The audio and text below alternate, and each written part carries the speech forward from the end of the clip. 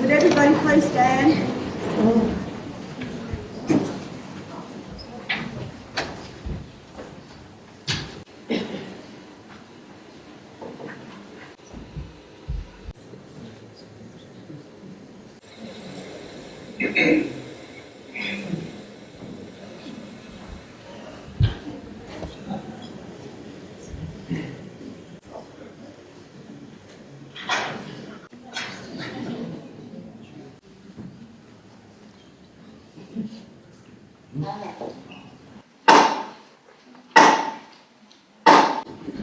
Silence, all stand and remain standing.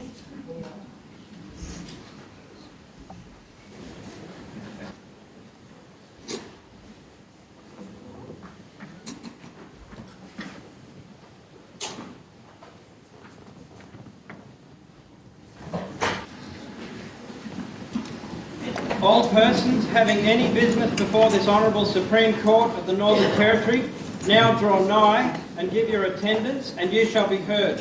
God save the Queen. Please be seated.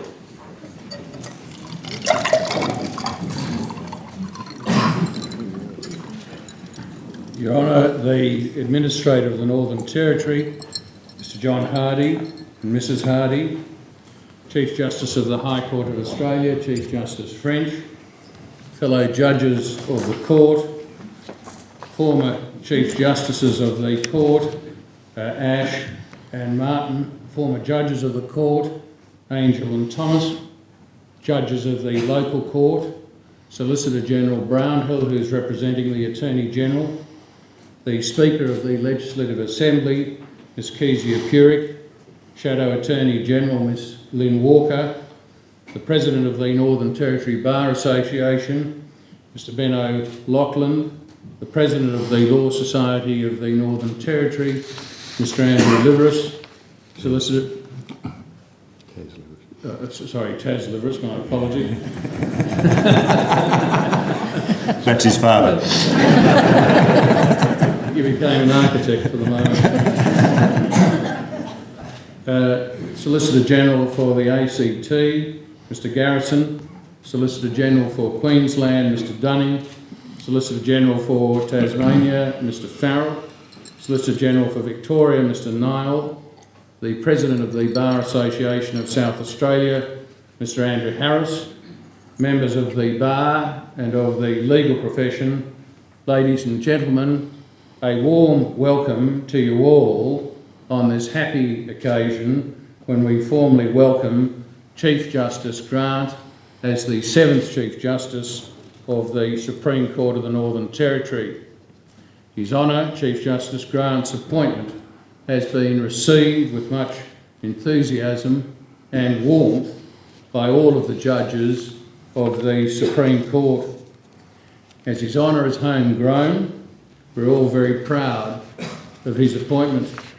A number of us on the court claim to have had a hand in his progress. It makes us seem rather old, but 3 of us lectured Chief Justice Grant while he was at university. And continue to do so. Justice Riley and I lectured him in civil procedure, and Chief Justice Grant went on to write the loose leaf service on civil procedure for the Northern Territory. Justice Blockland lectured him in evidence, and she believes international law. Her Honour is confident, as evidence is everything in the criminal jurisdiction, the Chief Justice is extremely well qualified to sit in that jurisdiction.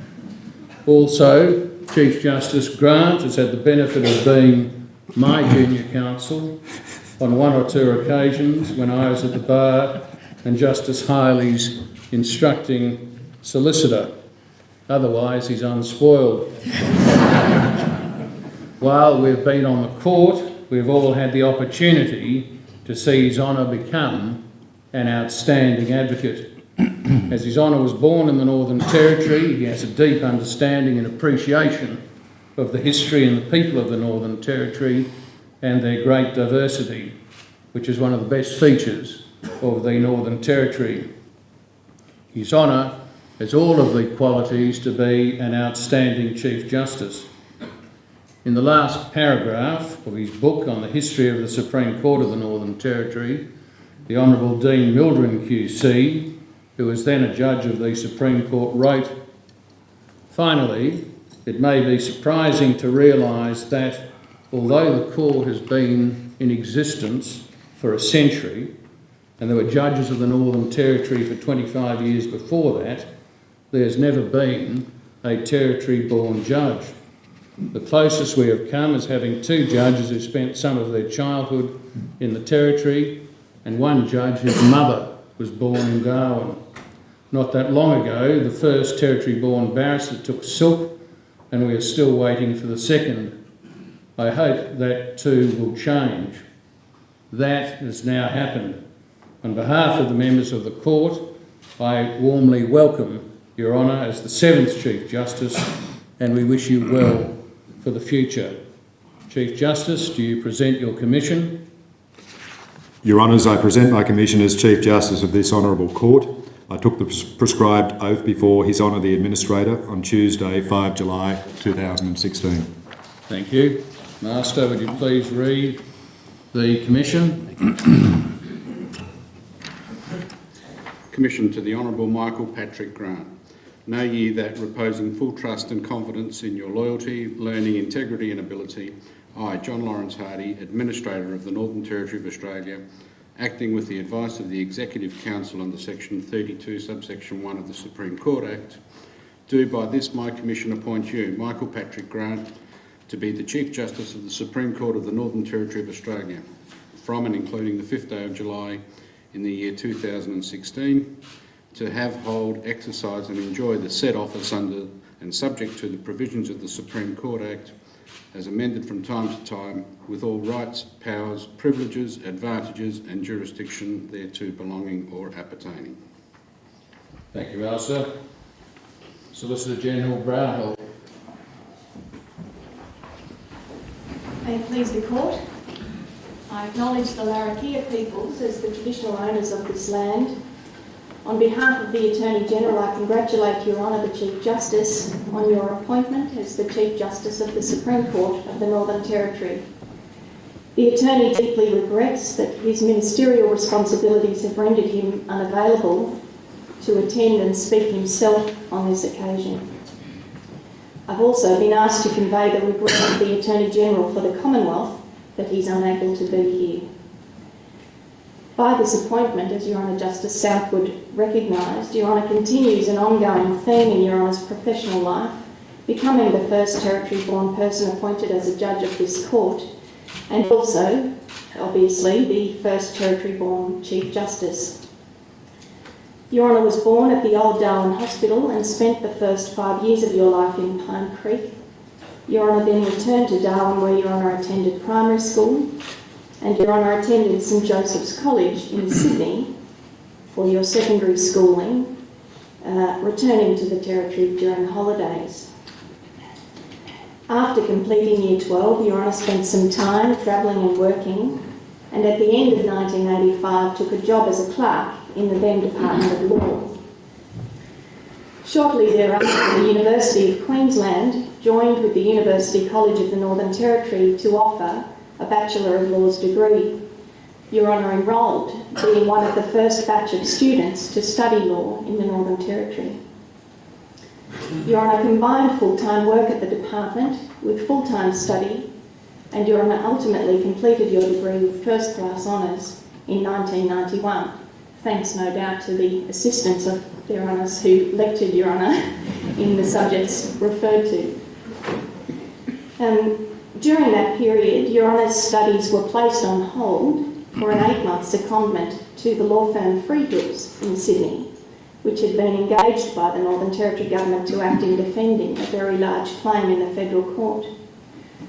Your Honour's first daughter Courtney was born while you and your wife Marita were living in Sydney, and Freehills was not impressed with Your Honour's potential that they offered you a job. Luckily for the Territory, Your Honour and Marita decided that Darwin was a better place than Sydney for bringing up kids. With your degree completed, Your Honour remained with the Department and the Solicitor for the Northern Territory and took the roles of Articled Clerk, then Solicitor and then Solicitor Advocate. In each of those roles, Your Honour excelled. Your Honour also lectured at Charles Darwin University in torts, taxation law and advanced taxation law, and was a special tutor for Indigenous students undertaking legal studies. On the home front, Your Honour and Marita had 2 more daughters, Jamie and Hannah, and Your Honour's gender minority status in the family was not overcome by acquiring a male dog. It was a Labradoodle. That status is evidenced today by the presence in court of not only your mum and your wife and your 3 daughters, but also your 4 nieces. Your brother Tony is present as well. The support of your family has no doubt been fundamental in Your Honour's professional achievements. In 1996, Your Honour acted as Instructing Solicitor for the Territory in Wake and Gondwana and the Northern Territory, in the Court of Appeal and the High Court Special Leave Application, where the Territory's euthanasia law, the Rights of the Terminally Ill Act, was held to be constitutionally valid.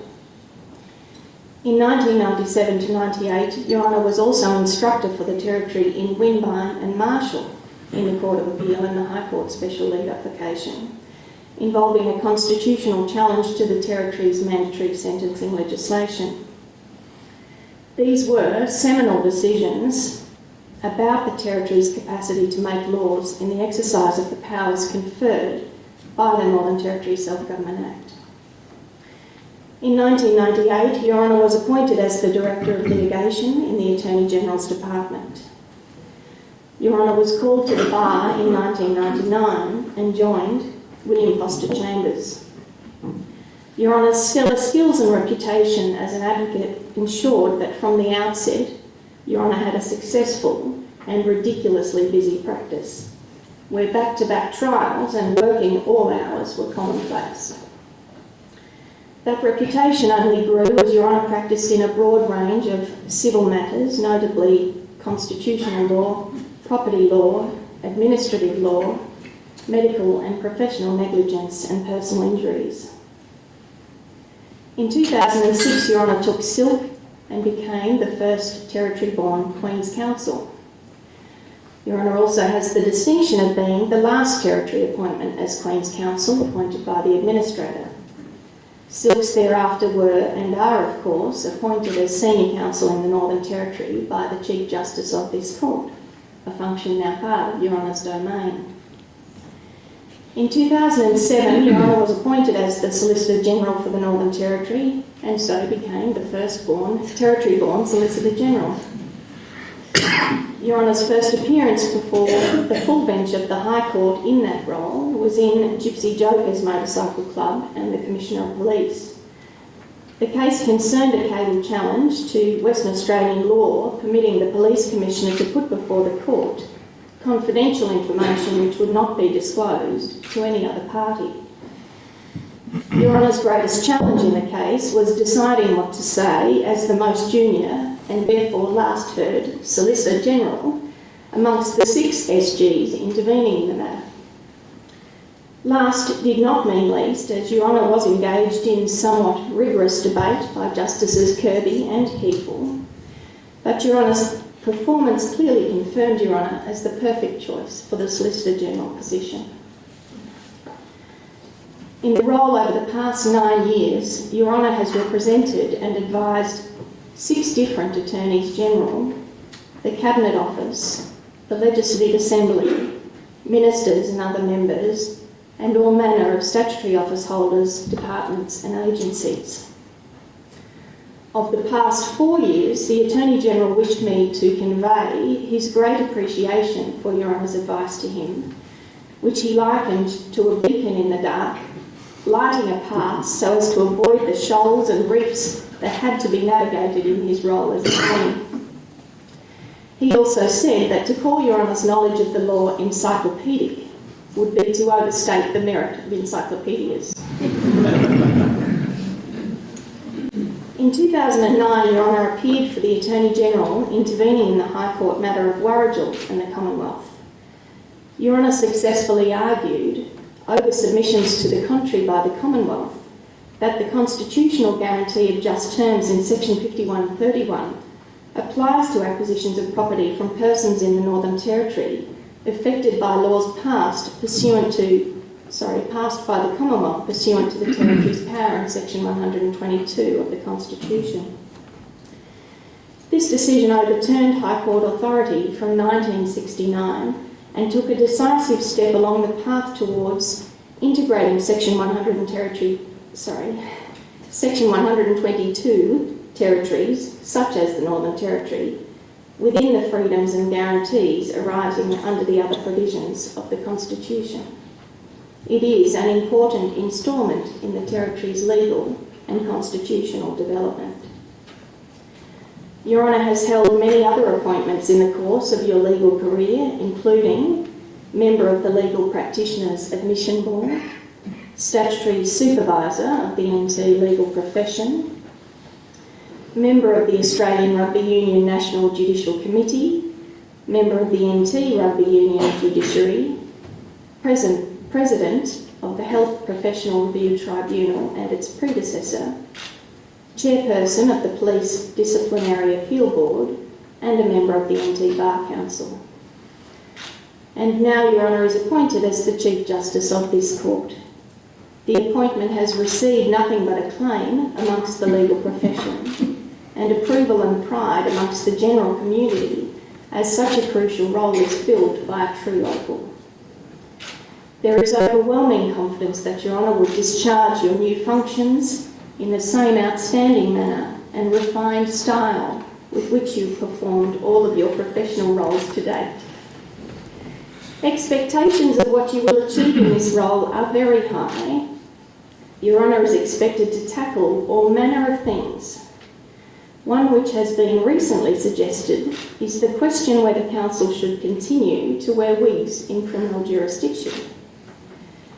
I'm not advocating a particular view, but the abandonment of wigs would avoid the situation which arose when Your Honour the Chief Justice appeared before Your Honour Justice Southwood in a matter which was arguably a criminal matter with a civil flavour, or vice versa.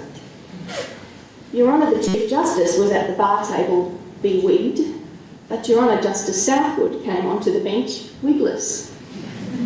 As Your Honour the Chief Justice properly removed your wig, Your Honour Justice Southwood said words to the effect, "Just so, Mr. Grant, as Council must adopt whatever form of dress is adopted by the bench." Your Honour the Chief Justice replied, "Well, it's lucky that Your Honour is wearing pants."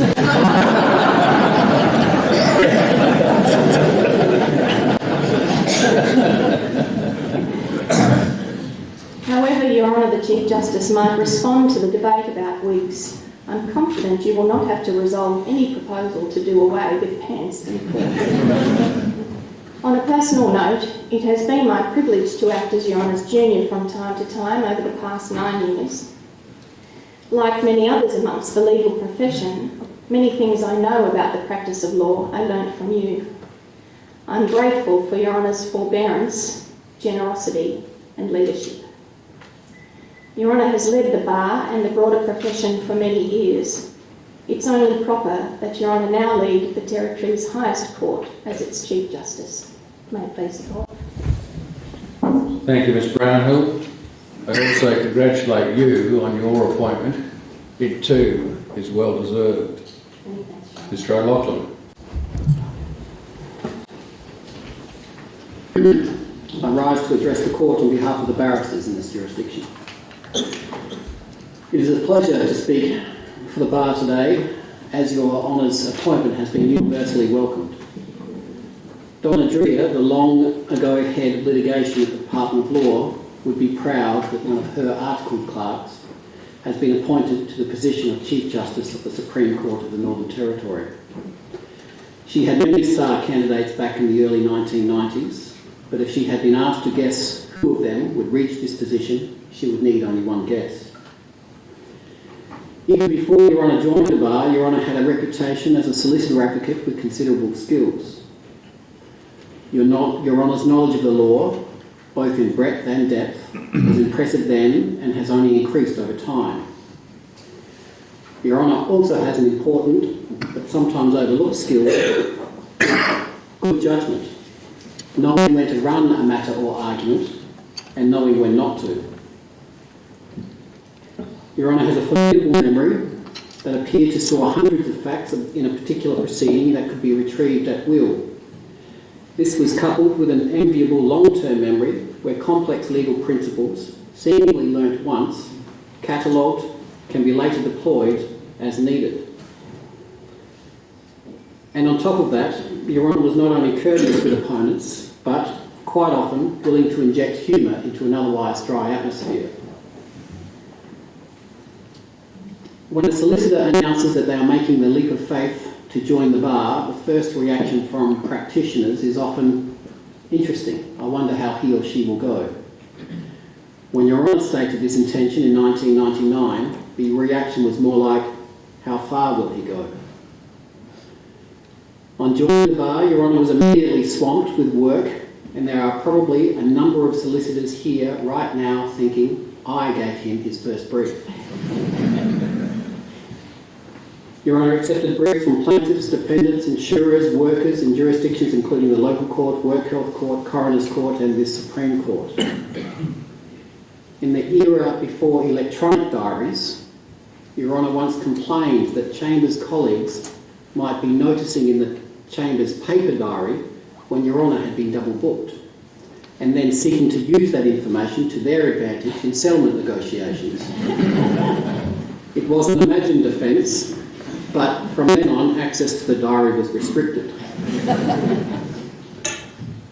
10 years is considered a reasonable time before counsel with special abilities applies for silk, but by 2006 the pressure was building. Some of that pressure came from fellow juniors who wanted to push you, or Your Honour, up and out of their market. In 2006, all practitioners would have agreed that a claim to be considered for silk had clearly been established. But in a moment of what was not false modesty, Your Honour paused in Chambers, literally surrounded by work, and said to a colleague, but assuming I was appointed, what if they stopped briefing me? That friend and colleague, possibly with an eye on those briefs, said, no, you'll be fine. Your Honour was not convinced by this, and it was not until the last afternoon of the due date for applications, when a judge paid a visit and said, using direct language, get your application. The appointment of police counsel surprised no one, and the work kept coming, and some of those briefs included special leave applications and appeals to the High Court. Although counsel are treated courteously in the High Court, and even more so over the last few years, it can still be, rightly, the most stressful and demanding of jurisdictions. Your Honour has appeared in the High Court on more than 20 times in your capacity as Queen's Counsel at the private bar and as Solicitor General.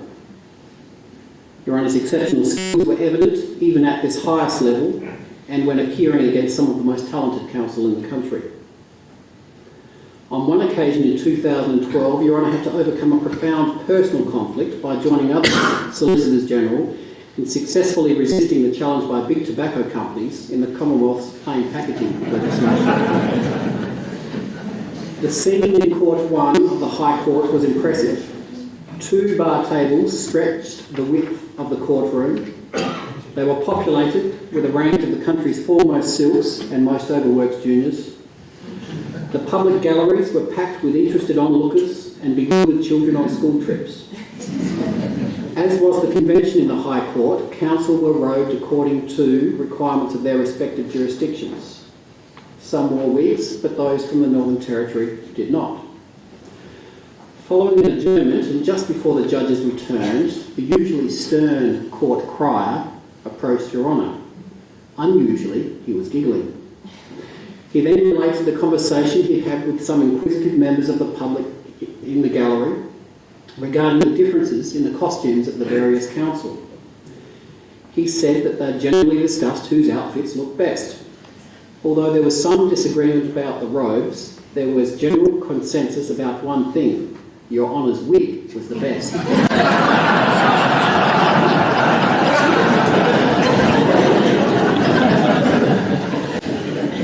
Though Your Honour's career in the law shows a person of substance, this doesn't stop Your Honour from obsessing about form, and by that I mean fashion. Shirts and shoes are purchased and posted from London, and in a jurisdiction where male lawyers might have one suit, usually only used for proceedings interstate, sometimes referred to as a suitcase, Your Honour has a multitude of suits. Your Honour's taste for different styles and colours of suits is known by many and appreciated by some. The cream suit in particular has inspired a wish by one practitioner that Your Honour will one day don that cream suit and in your voice, or impersonating Gregory Peck, recite the closing address made by Atticus Finch in the novel To Kill a Mockingbird. There is a draft practice direction 4 of 2016 being circulated, which we think is in jest, but given how seriously Your Honour takes fashion, we're not sure. It reads, henceforth, the standard of dress for male barristers in interlocutory applications is to be as follows: charcoal 3-piece suit with chalk stripe, pocket square complementing the tie restrained by tie bar no wider than the tie, shirts with French cuff, socks matching the tone of the trousers, and, perhaps this is to answer your critics who say you're insufficiently progressive, brown shoes.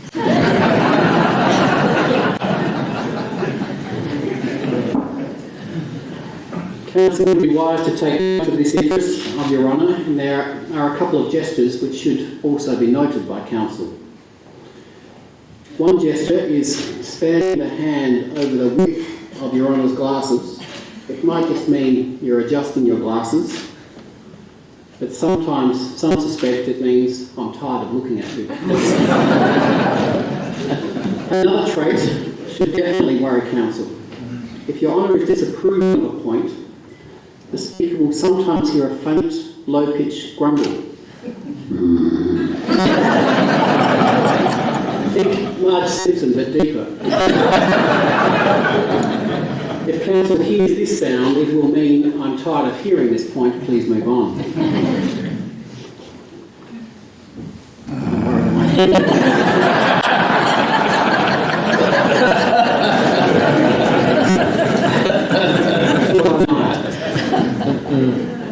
I will finish, Your Honour. And on a more serious note, may I add.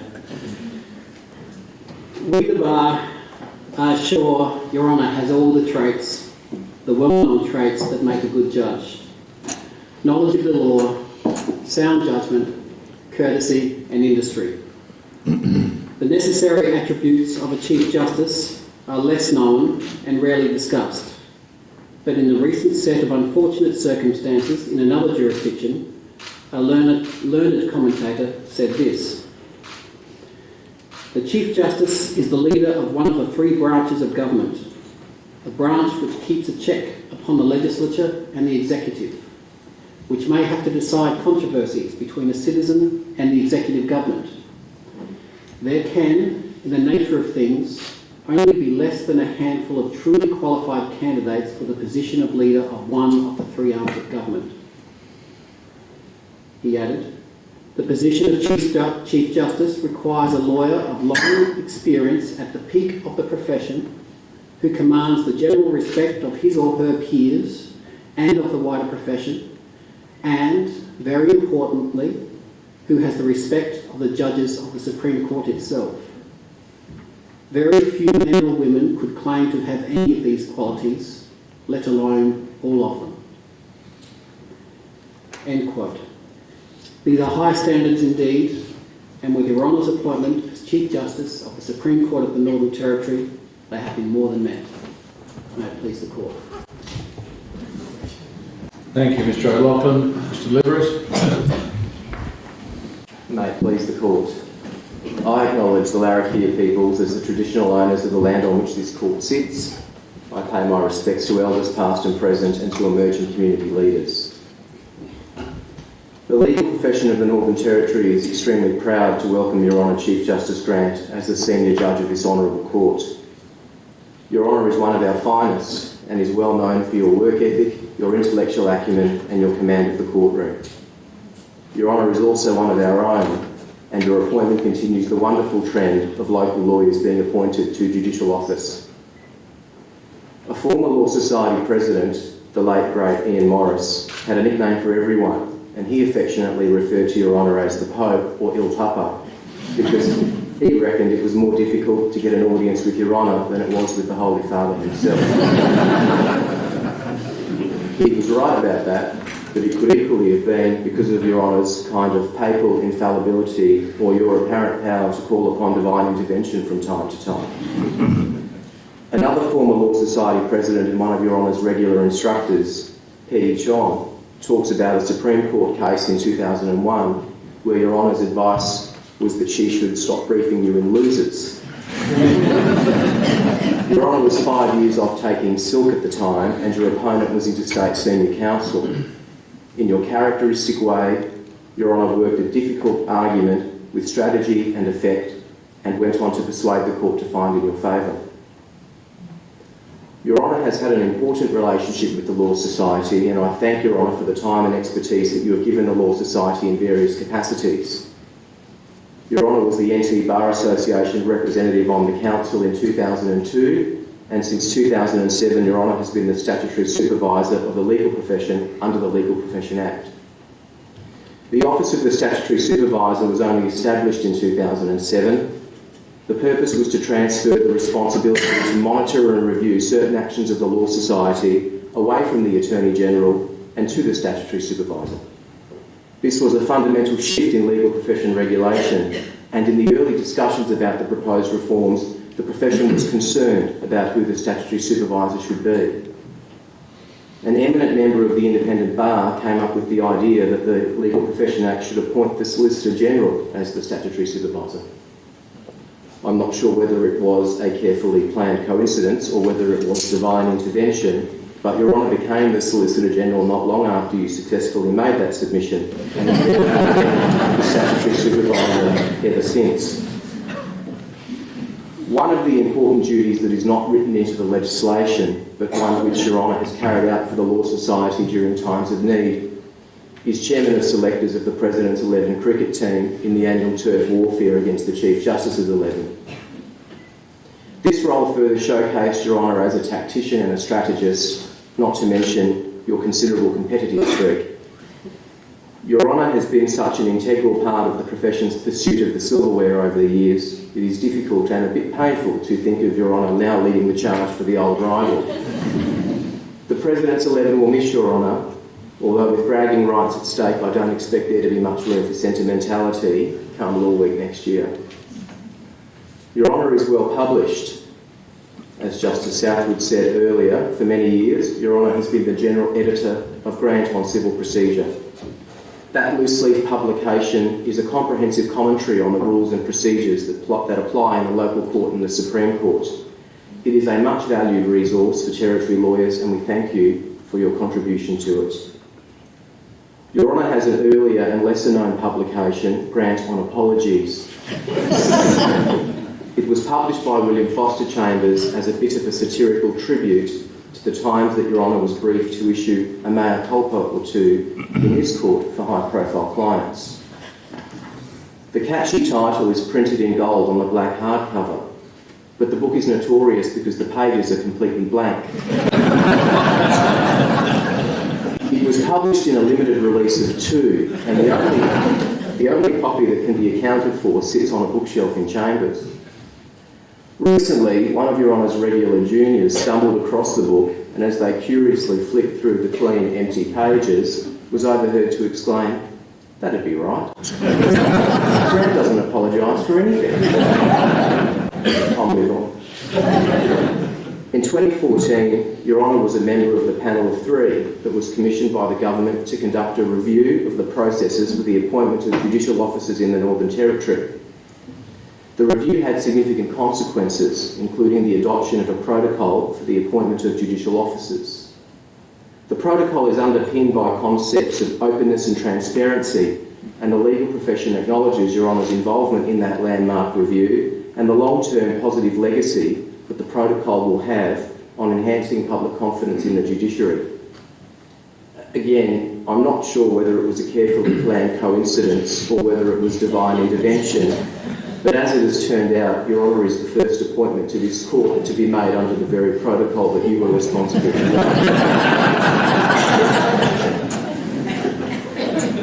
Your Honour is a fashionista and has a penchant for online shopping. In early April, Your Honour called me while I happened to be on leave interstate. I told Your Honour that I was at David Jones, but that I could find a private place to talk. Before I could do so, Your Honour started asking me about the suits, what are the winter trends, are pinstripes in, and as I was rifling through the racks talking to Your Honour, you eventually got to saying to me, oh, and by the way, I'm calling to tell you that I'm going to be announced as the new Chief Justice this afternoon.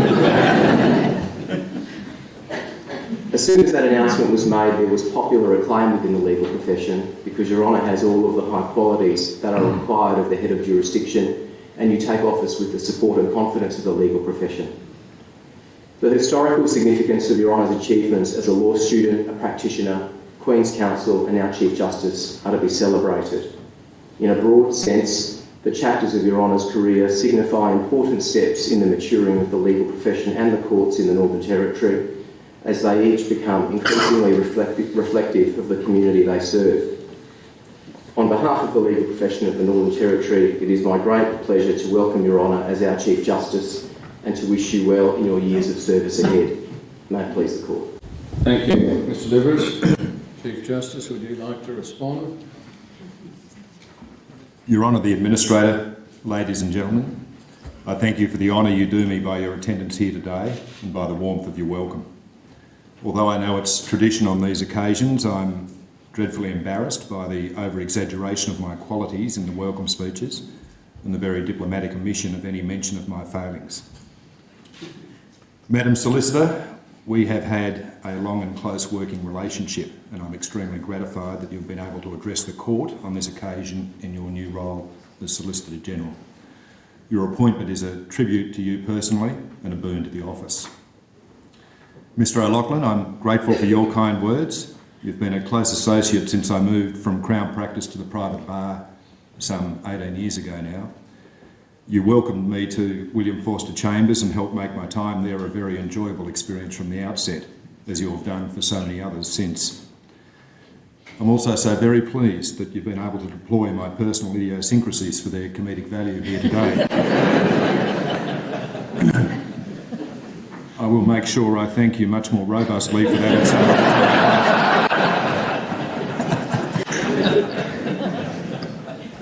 Mr. Liveris, your appearance here today also gives me much satisfaction. I've known you since you were a young law student, and today you not only represent the profession, but you also reflect the very significant and positive contribution the Greek expatriate community has made to the Northern Territory, particularly in the top end.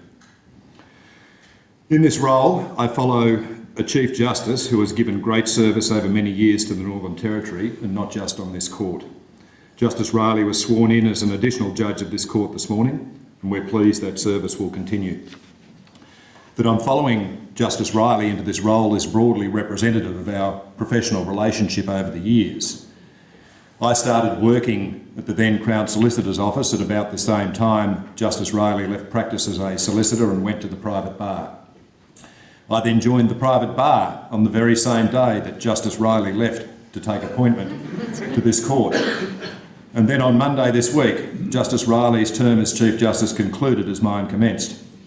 We've had a very productive and convivial relationship throughout that time, but I still have the nagging feeling that he structured his entire career in order to avoid working in the same place as me.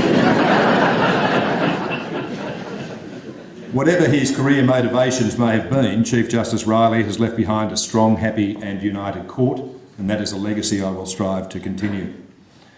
In terms of legacy, I also register my complete agreement with the former Chief Justice's public comments concerning the importance of adequate legal aid funding for the proper administration of justice, the need for courts to be able to sentence offenders having regard to all relevant considerations, including matters of traditional law and practice, the propensity of mandatory sentencing regimes to produce unjust results, and the manner in which alcohol abuse feeds tragically and catastrophically into offending in the Territory community. There is not a cigarette paper between us on those issues. I'm also honoured by the presence here today of former Chief Justices Austin Ash, AC QC, and Brian Frank Martin, AO MBE QC, and former Justices David Angel QC and Sally Thomas AC. I'm particularly honoured by the presence here today of the Chief Justice of Australia, the Honourable Robert French AC. Chief Justice French has been a tireless supporter of state and territory court systems and legal professional associations throughout Australia. Throughout his term, he has been just as likely found addressing the annual dinner at the Albury-Wodonga Law Society as found walking the corridors of power in Canberra. He has been the very model of a national Chief Justice.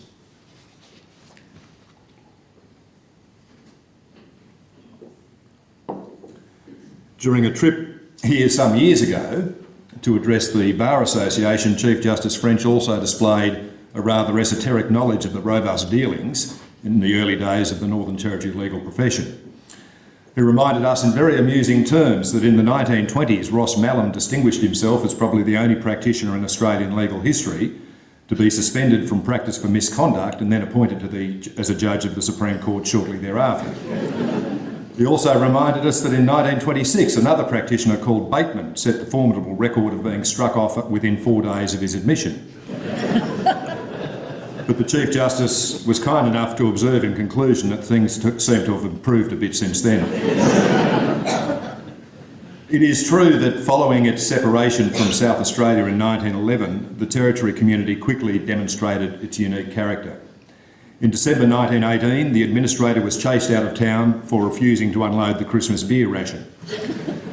As a good friend of mine who knows more than anybody should told me the other day, it has been the only peacetime civil rebellion in Australia's history as a nation.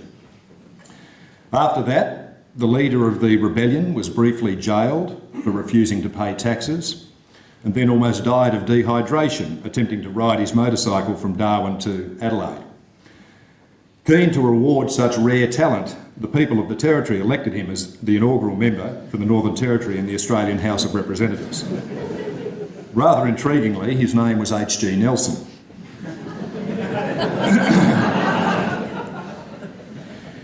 That was the Territory into which I was born. My earliest memories are of life in Pine Creek with its eclectic mix of Aboriginal, Chinese and European inhabitants.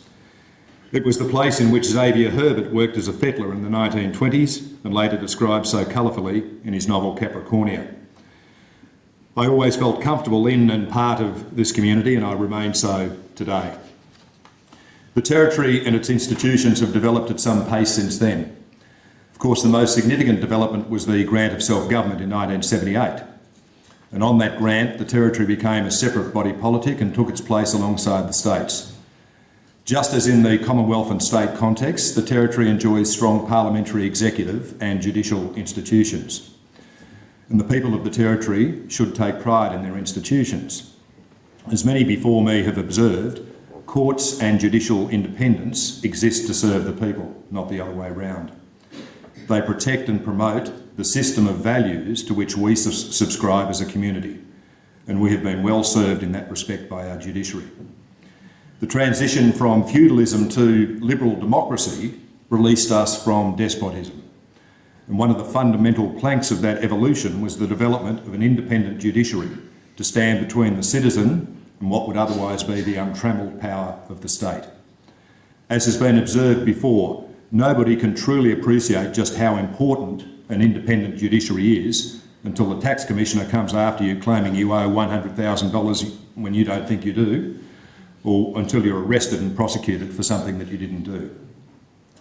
Allied to the essential role and character of the judiciary is the structural, constitutional, historical and political process by which appointments to the judiciary fall to be made by the executive, by which the executive is responsible to the parliament for those matters, and by which the parliament is ultimately responsible to the people. The success of that model is reflected in the aptitude and learning of the women and men who sit with me on the bench today.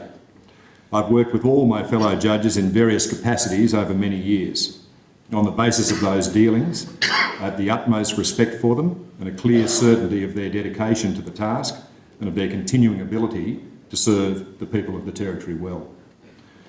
The capacities in which I've worked with my fellow judges have included instructing them as barristers when I was a solicitor, junioring them as silks when I was a barrister, appearing before them as they constituted various courts and tribunals in the Territory system, and on some occasions advising and acting for them as clients in professional roles. In all of those relationships, it struck me, as I thought the other day, the dynamic has been one of them telling me what to do.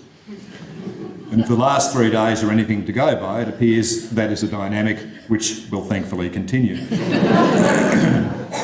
Justice Barr is the only permanent member of the court not present here today. He sent me an email this morning from Mount Etna in Sicily. The purpose of his email was to suggest that, as significant as today might be, the highlight of my legal career was undoubtedly receiving the Peter Barr Prize in International Law during the course of my university studies. I remember the occasion vividly. It was the first time I'd met Peter. I couldn't understand what he said as he presented me with the prize because he insisted on delivering his speech in French. However, I do remember being impressed by his savoir-faire, and I remain so to this day. In noting the successes which the Territory has enjoyed in its evolution, I don't seek to paper over the very significant failures and challenges. Many of them remain as identified by Herbert in his polemic 80 years ago. There is a clear disjunct between legitimate Aboriginal entitlement and aspiration and what is actually experienced in many remote traditional communities. Herbert railed against a bureaucracy which was hampered by inflexibility from dealing with those issues. Although self-government has brought government closer to the people, it hasn't been successful in addressing those issues satisfactorily. Of course, the tools available to the judiciary to address those matters are extremely blunt in nature. As a newly appointed judge, I won't presume to speak yet on matters in which those who precede me have had far greater experience. I would observe, however, that the Territory courts have been in the vanguard of ensuring such things as proper interpreting services, attention to matters of traditional law and practice, and to the development of principles such as the Anunga rules to prevent unfairness to Aboriginal people in the justice system. The court's focus going into the future will remain on such matters, together with a continued consideration of alternative sentencing regimes for Aboriginal defendants, an examination of the utility of general deterrence in sentences for Aboriginal defendants, and the involvement of communities in sentencing outcomes. Of course, the courts can only deliver justice in partnership with the practitioners who appear before them. I echo the comments made recently by the Chief Justice of New South Wales, that the dialogue between the bench and a well-prepared advocate, aided by focused submissions, provides the best mechanism for quickly identifying the real issues in a matter and aiding in its just disposition. The relationship between the courts and their practitioners should be marked on both sides by hard work, courtesy and collaboration, and that's the model I will strive to achieve. As is apparent from the speeches delivered earlier today, my path to this point has been somewhat circuitous, and there have been a number of significant influences along that road. My time at boarding school in Sydney was probably instrumental. It exposed me to a more cosmopolitan life than Pine Creek, earlier than I might otherwise have been, and it gave me the benefit of a highly traditional education which focused on core subjects such as mathematics, English literature and Latin.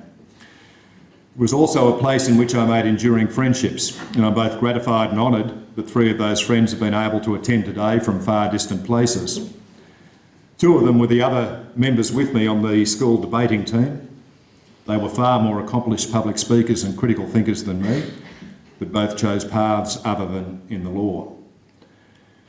My employment in the Crown Solicitor's Office, as it then was, and the resumption of my studies in law was obviously also a turning point. I enjoyed the benefit of many mentors, too numerous to name here, but I would make special mention of Professor Ned Orteson for his outstanding academic leadership. I also had the good fortune to be dragged through the degree by my two study mates, Greg MacDonald and Eric Hutton. They sought to demonstrate by example the virtues of industry and humility. I eventually picked up the first, but the second remains a work in progress. I also record the presence here today of Samantha Miles and Karen Christopher, who were with me from the start of that journey so many years ago as the inaugural members of the inaugural class. My time at William Forster Chambers was obviously crucial in my professional development. I enjoyed the collegiate atmosphere immensely, and particularly the friendship and support of Alderman, Barr, Brooksner, Christrup, Kelly, McNabb, O'Loughlin, Reeves, Sylvester and Young, amongst others. Although located in other chambers at the time, Southwood was also an important mentor to me, both during my time at the bar and as a solicitor. I also make particular mention of my dear departed friend Ian Morris, and note the presence of Jill Morris here today. My time as Solicitor General has been without doubt the most rewarding experience in my professional career thus far. The quality of the work is unparalleled, and my relationship with the other Solicitors General over the years has given me great professional and personal satisfaction. I'm honoured by the presence in court here today of the Solicitors General for the Australian Capital Territory, Queensland, Tasmania and Victoria. I also note that 4 of the 5 people who have held office as Solicitor General for the Northern Territory are in court here today. Only Ian Barker is missing. I make special mention of Tom Pauling, AOQC, who was my predecessor and went on to the office of Administrator. I will always have the deepest gratitude to him for his recommendation.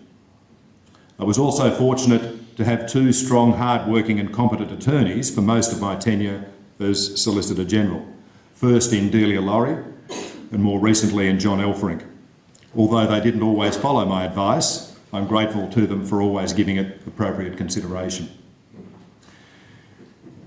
I also want to acknowledge the invaluable assistance and friendship which I've received from Deborah Carr. She has been working with me for approximately 15 years now, since her time as Clerk of William Forster Chambers, and has done me the honour of coming to the Supreme Court with me. When I first asked her to come to work with me following my appointment as Solicitor General, she said she would as long as I understood 2 things clearly. The first was that her family was more important than my job, and the second was that she didn't make coffee for anyone. That understanding has formed the bedrock of our working relationship since, and will no doubt continue to do so into the future. I want to pay tribute to my mother for the love and support she's provided throughout my life, and to my 2 brothers on that same account. It's a matter of great regret for all of us that my father isn't with us today, but we're reminded of him by many of the people here for this occasion, including his former colleague and friend Mick Palmer, the Chin family and Benny and Sandra Lou Fatt. I thank my 3 daughters, Courtney, Jamie and Hannah, for their love and good humour, even though that humour is almost invariably at my expense. You've been the greatest joys in my life and you continue to be so. 4 of my nieces are also in court here today. They are like surrogate daughters to me and bring me the same joy. Most importantly, I thank my wife Marita. We've been together for almost 29 years now, and those of you who know me well will understand how significant an achievement that is on her part. She has always supported and looked after me and our daughters, putting our needs above hers. She understands the depth of my appreciation and gratitude. My ambitions for this court going into the future are as first advanced by Sir Gerard Brennan many years ago now, and recently reiterated by Chief Justice French. The reference points for a court's success are as follow. First, it must be seen by the community as impartial, independent and fearless in applying the law. Secondly, its work must be undertaken by judges and practitioners who know the law and its purposes and who are alive to the connection between abstract legal principle and its practical effect.